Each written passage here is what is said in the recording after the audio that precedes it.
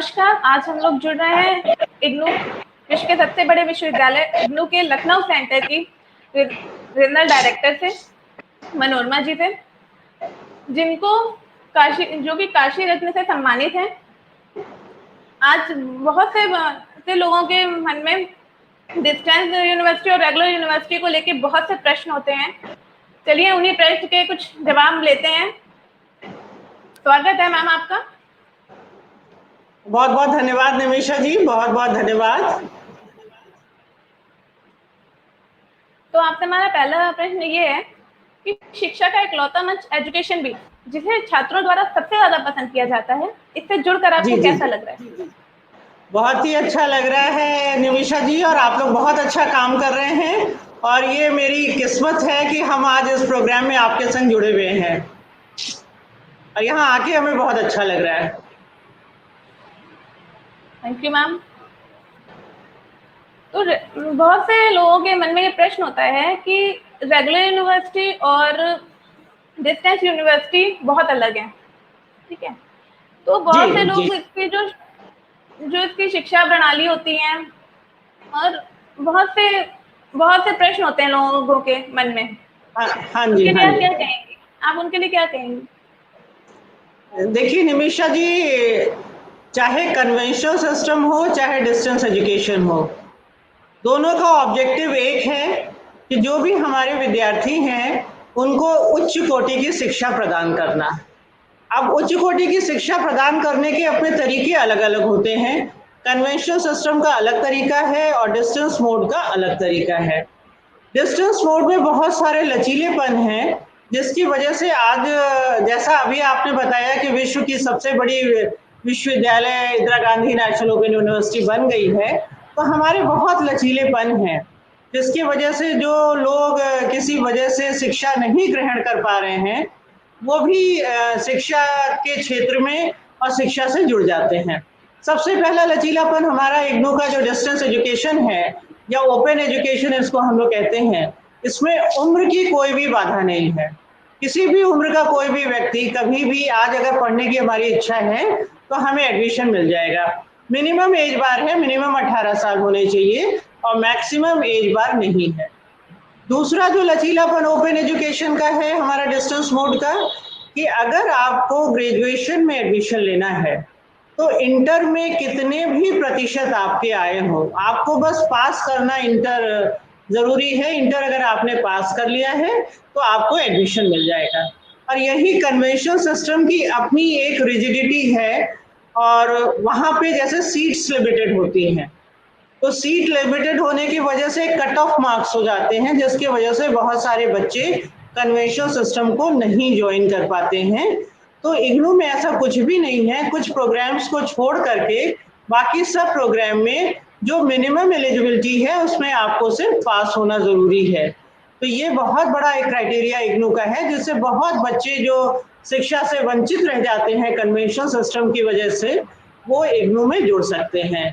तीसरी इनकी हमारी जो फ्लेक्सिबिलिटी है कि आप कहीं भी रह के पढ़ सकते हैं, आप अपने हिसाब से पढ़ सकते हैं।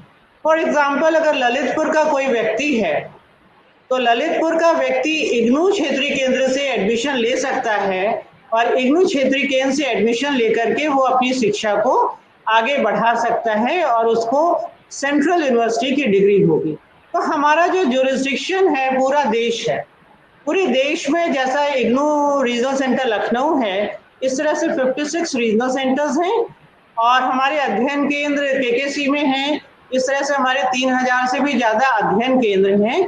और जो हमारी फ्लेक्सिबिलिटी एक और है कि वर्किंग पीपल जिसको एंजॉय करते हैं, कि अगर आप वर्किंग हैं और आपको एमबीए करना है, कि आपको प्रमोशन की जरूरत है, बैंक में आपको एमबीए की जरूरत है, तो आप कैसे एमबीए करेंगे? इग्नू से आपने एमबीए ज्वाइन कर लिया रीजनल सेंटर लखनऊ से, फिर आपका मुंबई ट्रांसफर हो गया मान लीजिए। अगर मुंबई आपका ट्रांसफर हो जाता है तो पूरा आपका रीजनल सेंटर मुंबई में ट्रांसफर हो जाएगा और आपका अध्ययन केंद्र पूरा ट्रांसफर हो जाएगा। आपको कहीं भी ऐसा नहीं होगा कि पढ़ाई आपकी बिल्कुल छूटी हुई है।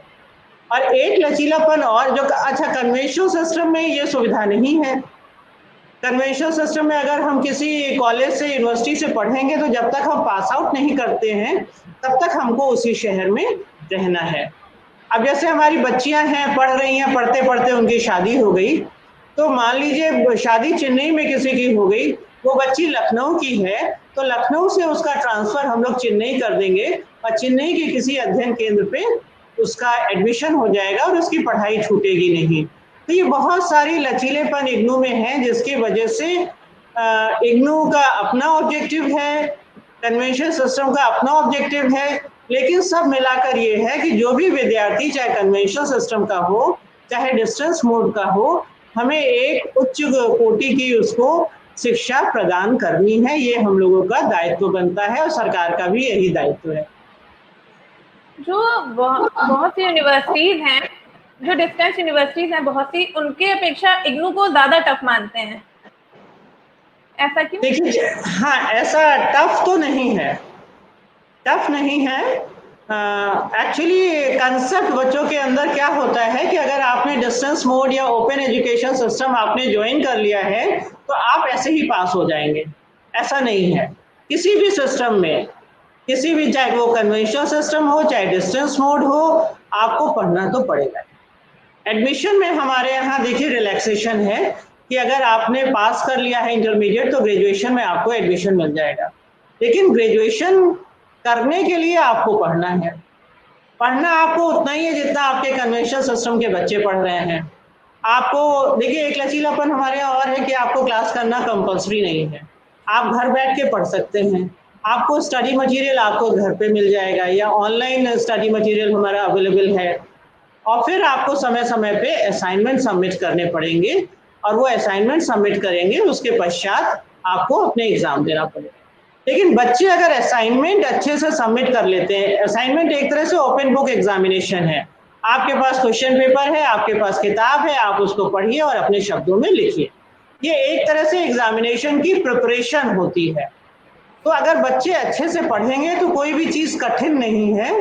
बस ये थोड़ा सा बच्चों में भ्रम होता है कि ओपन एजुकेशन है, डिस्टेंस मोड है तो एडमिशन ले लिया और पास हो जाओ, तो ऐसा नहीं है। ऐसी डिग्री लेने से भी कोई फायदा नहीं है क्योंकि उस डिग्री की उपयोगिता कुछ भी नहीं होगी। इग्नू 1986 में स्थापित किया गया था। हाँ जी, आज इसमें 40 लाख से अधिक स्टूडेंट्स हैं। हाँ तो अब जी। इसके आगे आपका क्या लक्ष्य है? देखिए ऐसा है, 19 थोड़ा सा इग्नू के बारे में हम बता दें। आपने बहुत अच्छा बताया कि 1986 में इस्टेब्लिश हुआ था। ये 1985 में एक्ट ऑफ पार्लियामेंट के द्वारा इस्टेब्लिश हुआ था और 96 से इसकी 86 से इसकी सारी एकेडमिक एक्टिविटी जी 1 दिसंबर 1986 से। हाँ, एक्टिविटी सारी इसकी शुरू हो गई थी 86 से, और उस समय मात्र 4000 विद्यार्थी हमारे पास थे और मात्र 2 प्रोग्राम हमारे पास थे, डिप्लोमा इन डिस्टेंस एजुकेशन और डिप्लोमा इन मैनेजमेंट। और आज जैसा आपने ही बताया कि 40 लाख के आसपास विद्यार्थी हमारे पास हो गए हैं। तो अब देखिए जीडीपी भी हमें बढ़ाना है, गवर्नमेंट का ये है कि आपको जीडीपी बढ़ाना है, उसमें ओपन एजुकेशन का बहुत बड़ा रोल है जीडीपी को बढ़ाने के लिए। तो जीडीपी बढ़ाने के लिए हमें एनरोलमेंट तो बढ़ाना है, एनरोलमेंट के साथ साथ हमें अपनी क्वालिटी एजुकेशन को मेंटेन रखना है, एजुकेशन की क्वालिटी को बिल्कुल गिरने नहीं देना है। और जो इग्नू की खास बात है कि हम लोग reaching to unreached section of society, जहां तक कोई नहीं पहुंच पाता है वहां इग्नू को पहुंचना है, ये इग्नू का उद्देश्य है। जब इग्नू खुला था, स्टार्ट हुआ था, तो इसका मैंडेट था reaching to unreached section of society, मतलब किसी आखिरी व्यक्ति तक जिसको शिक्षा लेने में रुचि है वहां तक हमें पहुंचना है। ग्रामीण अंचल में हमें जाना है, हमें उन लोगों तक जाना है जो डिप्राइव सेक्शन ऑफ सोसाइटी है, जैसे हमारे पास ट्रांसजेंडर्स हैं, हमारे पास एसिड अटैक सर्वाइवर्स हैं, हमारे पास स्लम ड्वेलर्स हैं, हमारे पास ग्रामीण अंचल से बहुत बच्चे जुड़ रहे हैं। इस समय जो रुझान हमारा एडमिशन ट्रेंड है, ग्रामीण अंचल से हमारे बहुत विद्यार्थी इग्नू से जुड़ रहे हैं। तो हमें सबको लेके चलना है। और जो वर्किंग पीपल, डिफेंस के लोग हैं जिनका ट्रांसफर हर 6 महीने में रहता है, उनको ये पता नहीं कि आज लखनऊ में है, कल गुवाहाटी में होंगे, परसों कहाँ होंगे। तो ऐसे लोग भी, ऐसा वर्ग भी हमारे साथ है, सीआरपीएफ के लोग हैं, ये सब हमारे साथ जुड़े हुए हैं। तो इन सबको शिक्षा देना हम लोगों का उद्देश्य है और हम लोग का प्रयास भी ये रहता है कि इस तरह के लोगों को ज़्यादा से ज़्यादा हम लोग शिक्षित कर पाएँ। और निमिषा जी, आपको बताते हुए हमें बड़ी खुशी हो रही है कि एक हमारे पास 87 ईयर्स की महिला हैं जो एक वृद्ध आश्रम में रहती हैं और उन्होंने इग्नू से 6 महीने का certificate in food and nutrition program first go में उन्होंने अटेंड कंप्लीट किया। उन्होंने अपने असाइनमेंट इतने अच्छे लिखे क्योंकि असाइनमेंट लिखते समय उनके पास वक्त था, लेकिन जब वो एग्जाम दे रही थी तो अब एज के हिसाब से उनकी उंगलियां थोड़ी सी मूव करती थी और बहुत फास्ट स्पीड नहीं होती थी, लेकिन फिर भी उन्होंने एग्जामिनेशन जो है पास आउट कर लिया। और आज certificate in food and nutrition कार्यक्रम करने के बाद वो अपने मेस में किस तरीके से बुजुर्गों को खाना पीना देना है, क्या रूटीन होना चाहिए, वो सारी चीजें मॉनिटर कर रही हैं। तो इसलिए हमारे जेल इनमेट्स हमारे साथ बहुत सारे जुड़े हुए हैं जो कहीं और से शिक्षा नहीं ले सकते हैं, सिर्फ इग्नू से ले सकते हैं। तो जो हमारे बंदी भाई हैं पूरे देश में ही हमारे जेलों में जो हमारे बंदी सुधार गृह हैं वहाँ पे हमारे अध्ययन केंद्र हैं और बंदी भाई हमारी उच्च शिक्षा ले रहे हैं, बहुत सारे सर्टिफिकेट्स ले रहे हैं, डिप्लोमा कर रहे हैं। और जब वो बाहर आते हैं तो उसके हिसाब कुछ जॉब अपॉर्चुनिटीज उनको मिल जाती हैं। एक बार आपको एक हम बताएं कि एक जेल में गए थे, आदर्श कारागार लखनऊ में है। वहाँ जब बंदी भाइयों से हमने बातचीत की और कहा कि ये कार्यक्रम इग्नू का कर लो, उन्होंने कहा मैंने कर लिया है, ये कर लो, कर लिया है, मतलब सारे प्रोग्राम्स उन लोगों ने लगभग कर लिए थे और एक एक बंदी भाई के पास 6 से 7 सर्टिफिकेट इग्नू के थे। तो ये इग्नू का है कि घर घर इग्नू, जन जन इग्नू। हम लोग का ये उद्देश्य है कि हर घर में कोई ना कोई व्यक्ति इग्नू का पढ़ने वाला होना चाहिए, चाहे वो बच्ची हो, क्योंकि अभी देखिए हमारे ग्रामीण अंचल में बच्चियों को घर से बाहर निकलने नहीं देते हैं। कितना भी हम लोग कह दें बेटी पढ़ाओ बेटी बचाओ, लेकिन ग्रामीण अंचल में अभी फिर भी है। तो ग्रामीण अंचल में बच्चियां हमारी बहुत सारी इग्नू के संग जुड़ करके अपना जो शिक्षा के प्रति उनका जो ललक है वो ललक को पूरा कर रही हैं और ग्रेजुएशन और पोस्ट ग्रेजुएशन कर रही हैं। इग्नू ने अभी एक कोर्स स्टार्ट किया है पशु कल्याण, जी जो कि जी जी एक डिप्लोमा कोर्स है। जी उसके हाँ, बारे में उसके बारे में बताइए। देखिए ये हमारा बहुत ही अच्छा कार्यक्रम है जो जुलाई 2020 सेशन से स्टार्ट हुआ है और इसको स्टार्ट करने के पीछे मकसद हमारा ये है, इग्नू का ये मकसद है कि जो एनिमल्स हैं उनके वेलफेयर के बारे में भी हमें सोचना है और एनिमल्स को मैनेज कौन करता है, मनुष्य ही मैनेज करता है। तो इसलिए ये प्रोग्राम हम लोगों ने शुरू किया है और ये प्रोग्राम हमारा 3 साल का, 1 साल का है और मैक्सिमम 3 साल में इसको कंप्लीट कर सकते हैं। ये भी फ्लेक्सिबिलिटी इग्नू में है कि हर प्रोग्राम का मिनिमम ड्यूरेशन और मैक्सिमम ड्यूरेशन दिया हुआ है। अगर आप 1 साल में कंप्लीट कर लेते हैं बहुत अच्छा है, आपके पास समय नहीं है, इग्नू 6-6 महीने पे एग्जाम कराती है, आप इस 6 महीने पे एग्जाम दीजिए, नहीं तो अगले 6 महीने पे एग्जाम दीजिए, तो 3 साल तक मैक्सिमम इसको कर सकते हैं हम लोग। और इसका जो फीस स्ट्रक्चर है 5,400 फीस स्ट्रक्चर है और ये हमारा बरेली के सेंटर पे, बरेली कॉलेज बरेली में ये प्रोग्राम हमारा एक्टिवेटेड है क्योंकि वहाँ पे IVRI है। तो IVRI से हमारे एकेडमिक काउंसलर्स हम लोगों ने ले रखे हैं।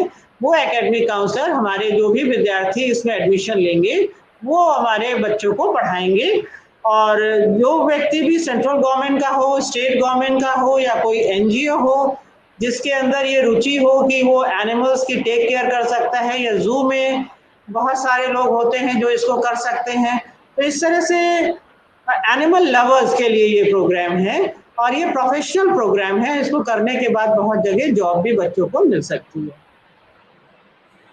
अभी लॉकडाउन में जो असाइनमेंट वगैरह है वो ऑनलाइन सबमिट करने के लिए जी जी हो जी गया है। तो आपको क्या लगता है स्टूडेंट को ऑनलाइन ज्यादा अच्छा लगेगा या ऑफलाइन, जो अभी अभी तक ऑफलाइन ही असाइनमेंट सबमिट होते थे, जी कि इस बार में ऑनलाइन हुआ है, तो जी आपको क्या लगता है स्टूडेंट्स को ज्यादा सही कौन सा तरीका लगेगा? देखिए निमिषा जी, इसमें तो टू बी वेरी फ्रैंक, जब लॉकडाउन शुरू हुआ तो हम लोग सब ने बैठ करके ये विचार किया कि अब हम अपने बच्चों तक कैसे पहुंचे। सारा कॉलेज बंद हो गए, सब बंद हो गए, बच्चों को बाहर निकलना मना है, हम लोग को बाहर निकलना मना है।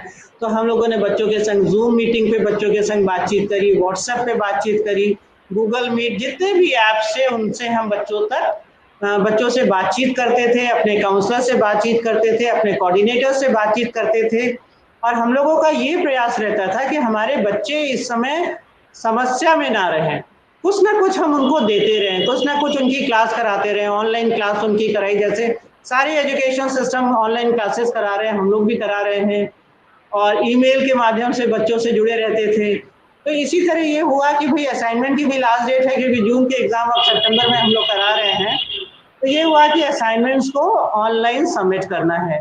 लेकिन ऑनलाइन के साथ साथ हम लोगों ने ऑफलाइन का भी ऑप्शन रखा है। जो बच्चे ऑनलाइन नहीं सबमिट कर पा रहे हैं वो ऑफलाइन, अब लॉकडाउन लगभग खुल गया है तो अपने सेंटर पे जाकर के सबमिट कर सकते हैं। और जो ग्रामीण अंचल के बच्चे हैं उनको थोड़ी सी असुविधा हो रही है ये असाइनमेंट सबमिट करने के लिए।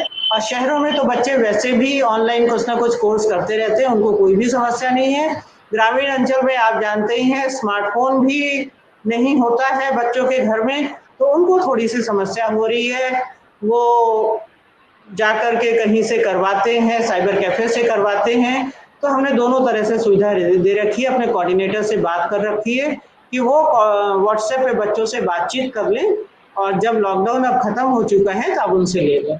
हर तरह से तो ऑफलाइन ऑनलाइन दोनों ही हम लोग कर रहे हैं। तो आने वाले भविष्य में भी ये दोनों ही प्रक्रिया चलेंगी? मेरे ख्याल से दोनों ही चलेंगे, क्योंकि हमारे बच्चे अभी देखिए टेक्नो सेवी नहीं है। बहुत सारे बच्चे, शहर के बच्चे तो टेक्नो सेवी हैं, लेकिन अभी ग्रामीण अंचल में कभी आप गई हो बुंदेलखंड में, तो वहाँ बच्चों की स्थिति देख के आपको लगेगा कि दूरस्थ शिक्षा की वहाँ कितनी आवश्यकता है। वहाँ बच्चों को पास मोबाइल की ही सुविधा नहीं है, स्मार्टफोन तो होना उनके घर में थोड़ा सा मुश्किल। सितंबर में एक दो एग्जाम्स करवाने जा रहा है, तो इसके लिए क्या जी हाँ, तैयारियां हैं? देखिए 17 सितंबर से एग्जाम इग्नू कराएगा, जो जून में होने चाहिए थे, क्योंकि जून और दिसंबर में इग्नू के एग्जाम होते हैं नॉर्मली। तो जून में जो एग्जाम होने थे वो अब सितंबर में हो रहे हैं, 17 सितंबर से हो रहे हैं। और हम लोगों ने सारी तैयारी कर ली है और अपने स्टडी सेंटर से, जिन स्टडी सेंटर को हमने एग्जामिनेशन सेंटर में कन्वर्ट किया है, उनसे गूगल मीट पे हम लोग हर दूसरे तीसरे बात करते रहते हैं। वो भी मेंटली प्रिपेयर्ड है कि किस तरीके से हमें एग्जाम करना है। और इस बार हम लोगों ने एक चीज करी है, ये कोरोना को देखते हुए पहले हम लोग सेंटर्स को क्लब कर देते थे। अगर किसी सेंटर में एग्जामिनीज कम हैं तो उन एग्जामिनीज को दूसरे सेंटर के संग क्लब कर देते थे। लेकिन इस बार हमारे ऑनरेबल वाइस चांसलर ने ये कहा कि बच्चों को समस्या ना हो, इसलिए बच्चे ने जो सेंटर ऑप्ट किया है उस सेंटर पे ही बच्चा अपना एग्जाम दे देगा।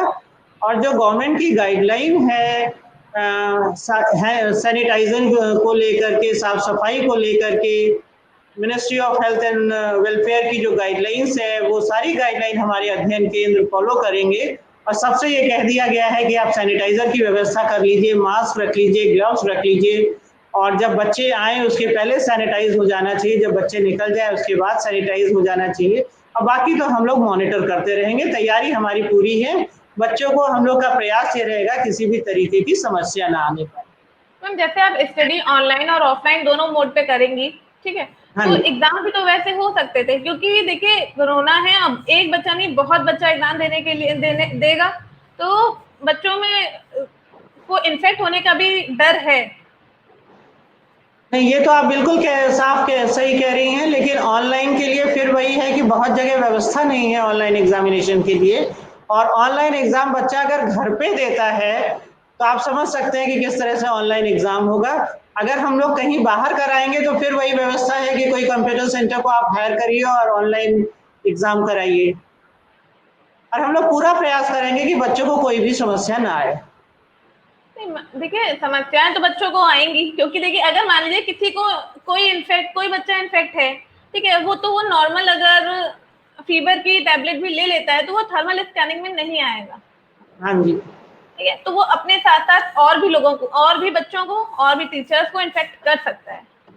देखिए अभी जो कुछ एग्जाम हो रहे हैं उनका ये है कि एग्जामिनीज बहुत कम बैठ रहे हैं।